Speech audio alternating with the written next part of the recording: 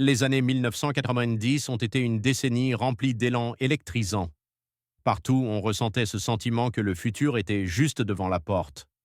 Les entreprises se surpassaient avec des promesses de technologies révolutionnaires, d'interconnexions illimitées et d'expériences totalement nouvelles. La publicité sonnait comme de la science-fiction, les produits semblaient être les ambassadeurs d'une nouvelle ère. Quiconque achetait un nouvel appareil à l'époque croyait souvent tenir un morceau de futur entre ses mains. Pourtant, derrière les présentations rutilantes et les campagnes de marketing gigantesques, se cachaient moins que des risques, des erreurs de calcul et des limites techniques. Certaines idées étaient bien en avance sur leur temps, d'autres simplement mal mises en œuvre. Ce qui était célébré comme une percée se terminait souvent comme un épisode embarrassant de l'histoire des technologies. Des millions ont été investis, les attentes portées à l'infini, et à la fin, seule restait la déception. Aujourd'hui, nous portons un regard rétrospectif sur 10 produits innovants des années 1990 qui ont démarré avec de grands espoirs et ont échoué de manière spectaculaire. Certains d'entre eux sont connus de presque tout le monde en Europe, d'autres font figure d'exemples d'avertissement face à des visions excessives. Ils voulaient changer le monde, mais au lieu de cela, ils sont devenus les symboles d'une décennie où le courage seul ne suffisait pas. 1. Apple Newton. En 1993, Apple présenta avec fierté l'Apple Newton, l'un des premiers assistants numériques personnels au monde. L'appareil possédait un écran tactile, pouvait enregistrer des contacts, gérer des rendez-vous et même reconnaître des notes manuscrites. Pour beaucoup, cela sonnait comme de la science-fiction à portée de main. Apple promettait une nouvelle façon de travailler, organisée, mobile et numérique. Pourtant, la réalité fut décevante. La reconnaissance d'écriture fonctionnait de manière peu fiable et produisait de nombreuses erreurs, ce qui devint vite la risée des médias. S'y ajoutait un prix élevé, un design relativement massif et des problèmes techniques dans les premières versions. Bien qu'Apple ait tenté d'améliorer le matériel et le logiciel, la réputation était déjà ternie. En 1998, le Newton fut définitivement arrêté. Malgré son échec, il laissa une impression durable. Beaucoup de ces idées ont continué à vivre plus tard dans l'iPhone et l'iPad. Le Newton ne fut pas un succès, mais une étape importante vers la technologie mobile moderne. 2. Nintendo Virtual Boy. En 1995, Nintendo tenta un défi risqué et lança le Nintendo Virtual Boy sur le marché. La promesse était révolutionnaire, des jeux en 3 dimensions à la maison. Les joueurs regardèrent dans une visière spéciale qui, à l'aide de miroirs et de LED, créait un effet 3D. La publicité parlait d'une toute nouvelle dimension du jeu vidéo. Les attentes étaient énormes. Pourtant, après peu de temps, il apparut que la technologie n'était pas au point. L'affichage rouge et noir fatiguait énormément les yeux, de nombreux utilisateurs se plaignant de maux de tête et de vertiges. L'appareil était peu maniable et devait être posé sur une table, ce qui limitait la prétendue mobilité. S'y ajoutait une bibliothèque de jeux très réduite avec seulement quelques titres qui exploitaient à peine le potentiel de la technique. Le prix était élevé, l'enthousiasme ne dura pas longtemps. Dès 1996, Nintendo arrêta la production. Le Virtual Boy devint l'un des flops les plus célèbres de l'histoire du jeu vidéo, un pas courageux vers le futur, techniquement trop précoce et qui échoua sur le marché. 3. IBM Simon. En 1994, IBM lança un appareil qui était bien en avance sur son temps, l'IBM Simon. Il combinait un téléphone mobile avec des fonctions telles qu'un calendrier, un carnet d'adresses, des emails et même un fax. S'y ajoutait un écran tactile qui se manipulait avec un stylet. Rétrospectivement, il ressemble à l'ancêtre de tous les smartphones. À l'époque, cependant, cette idée était d'un futurisme presque inimaginable. Pourtant, l'innovation seule ne suffisait pas. L'appareil était grand, lourd et peu maniable. L'autonomie de la batterie était extrêmement courte, ce qui le rendait presque inutilisable au quotidien. De plus, le prix était très élevé, si bien que peu de gens pouvaient s'offrir le Simon. Le support réseau était également limité, ce qui restreignait davantage les possibilités pratiques. Seule une faible quantité fut vendue et le projet disparut rapidement du marché.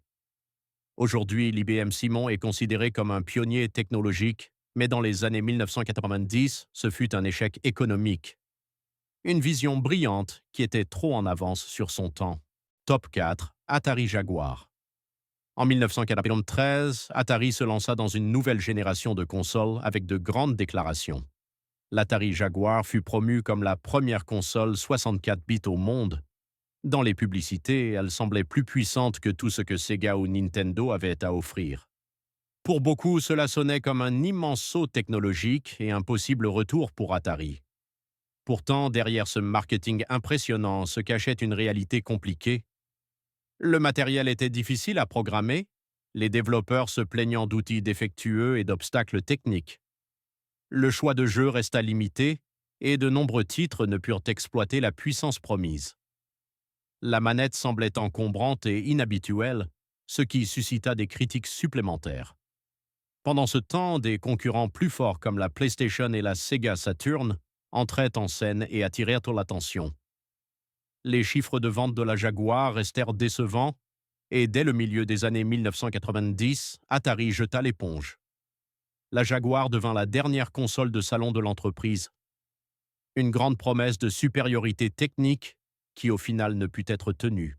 5. Crystal Pepsi. En 1992, Pepsi lança un produit qui fit immédiatement sensation, Crystal Pepsi. L'idée était simple et radicale à la fois. Un cola clair comme de l'eau. Pas de colorant caramel, pas de couleur sombre, juste un liquide transparent et pétillant au goût de cola. Les campagnes publicitaires étaient massives.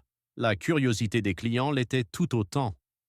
La première année, la boisson se vendit même étonnamment bien. Pourtant, le problème résidait dans la perception. L'aspect clair ne correspondait pas au goût familier du cool.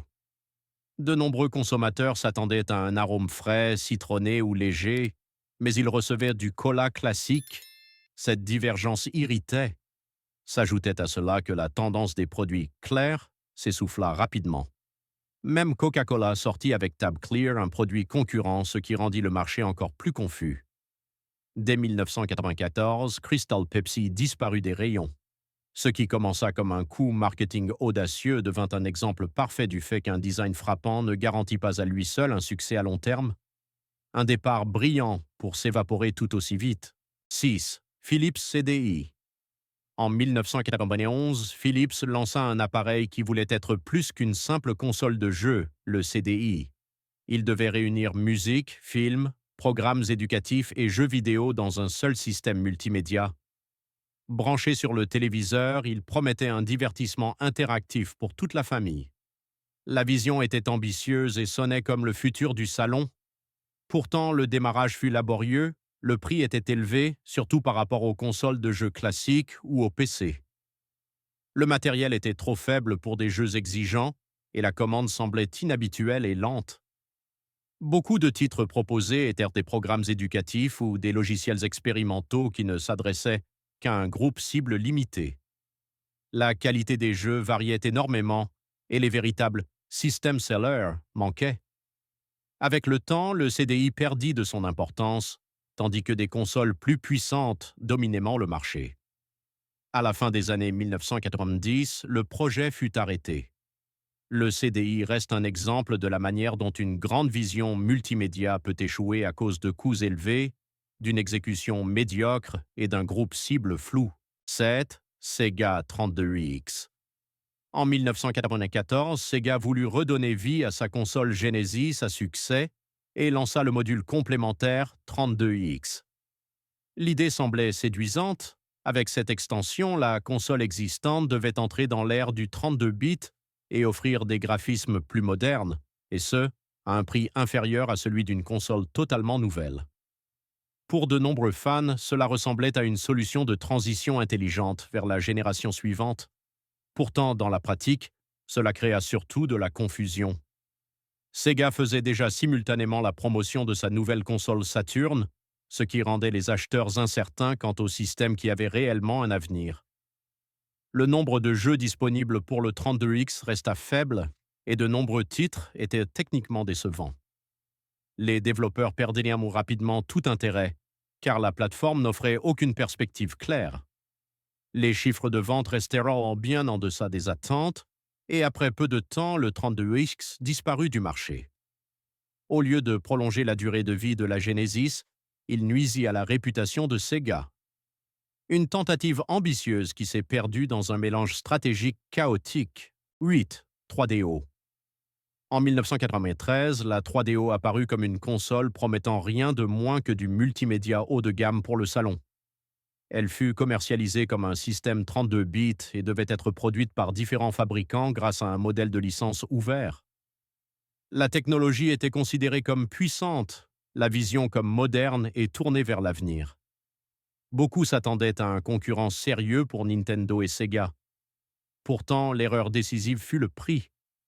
Au lancement, la 3DO coûtait environ 699 $, nettement plus que les systèmes concurrents. Pour de nombreux foyers, c'était tout simplement trop cher. Bien que la console propose quelques titres impressionnants, le choix restait limité. Les développeurs hésitaient, car les chiffres de vente étaient bas. Lorsque la PlayStation et d'autres systèmes entrèrent sur le marché plus tard, la 3DO perdit rapidement de son importance. Malgré sa force technique, elle ne put s'imposer économiquement. Au milieu des années 1990, le système avait pratiquement disparu. Un matériel solide qui a échoué à cause d'un prix excessif et d'un manque de stratégie de marché. 9. Sony Minidisc. En 1992, Sony présenta le Minidisc, un nouveau format audio destiné à remplacer la cassette, tout en étant plus compact que le CD. Les petits disques magnéto-optiques pouvaient lire de la musique, être réenregistrés et même permettre de supprimer des titres individuels. Pour beaucoup, cela ressemblait à la combinaison parfaite de flexibilité et de qualité sonore moderne. Portable, réenregistrable et techniquement innovant, cela semblait être une étape suivante logique dans l'ère de la musique. Pourtant, il y avait des obstacles majeurs. Les mini-disques vierges étaient en chair, tout comme les lecteurs. Peu d'albums sortirent officiellement au format mini-disque, ce qui limita l'offre. Pendant ce temps, les graveurs de CD devenaient moins chers et les fichiers MP3 commençaient à changer le marché. Soudain, les utilisateurs pouvaient stocker de la musique numériquement et la gérer de manière flexible, souvent à moindre coût et plus facilement qu'avec le mini-disque. Bien que Sony ait continué à développer le format, celui-ci perdit de plus en plus d'importance à la fin des années 1990. Finalement, la production fut arrêtée. Le mini-disque reste un exemple de la manière dont même une idée techniquement aboutie peut être dépassée par des alternatives plus rapides et moins chères. 10. Microsoft Bob. En 1995, Microsoft tenta de rendre les ordinateurs plus conviviaux pour les débutants avec un logiciel nommé Microsoft Bob. Au lieu d'un bureau classique, des pièces virtuelles avec des meubles et des objets apparaissaient à l'écran. En cliquant sur un bureau, les programmes s'ouvraient. Un chien de bande dessinée accompagnait les utilisateurs avec des conseils. L'idée était claire. La technologie devait sembler moins intimidante et plus ludique. Pourtant, c'est précisément ce concept qui devint un problème.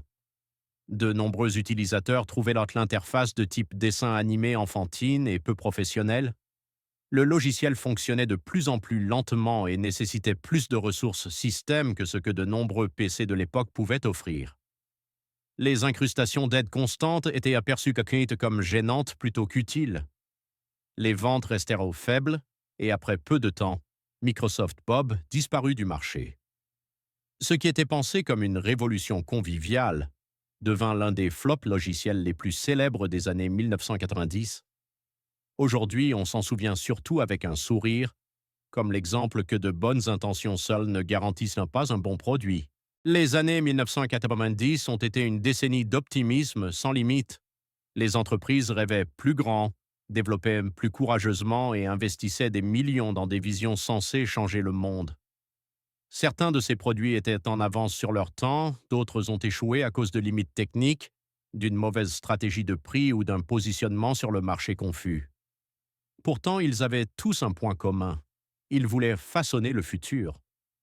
L'Apple Newton a involontairement ouvert la voie au smartphone. L'IBM Simon a montré, des années trop tôt, où mènerait la communication mobile.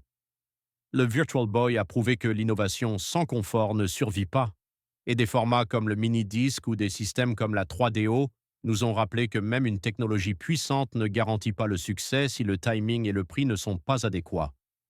L'échec ne signifie pas l'insignifiance. Beaucoup de ces produits ont laissé des traces dont les générations suivantes ont tiré des leçons. Leurs erreurs sont devenues des enseignements, leurs visions des inspirations. D'une certaine manière, ils n'étaient pas seulement des flops, ils étaient des expériences qui ont accéléré le progrès. Lequel de ces produits t'a le plus surpris et duquel te souviens-tu peut-être encore personnellement?